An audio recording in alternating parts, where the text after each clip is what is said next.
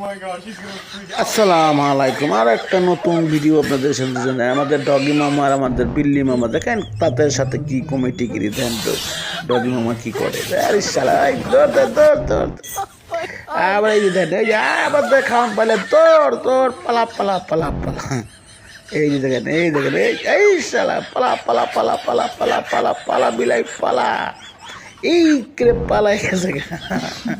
এই দেখেন আরে শালা দৌড় দৌড় করে দৌড়, সব পালায় দৌড় দৌড়, ভয় কাঁপে। এই দেখেন কি খাইল এইটা, এই শালায় দেন দৌড় দৌড় দৌড় দৌড় দৌড় দৌড়, খুব জোরে।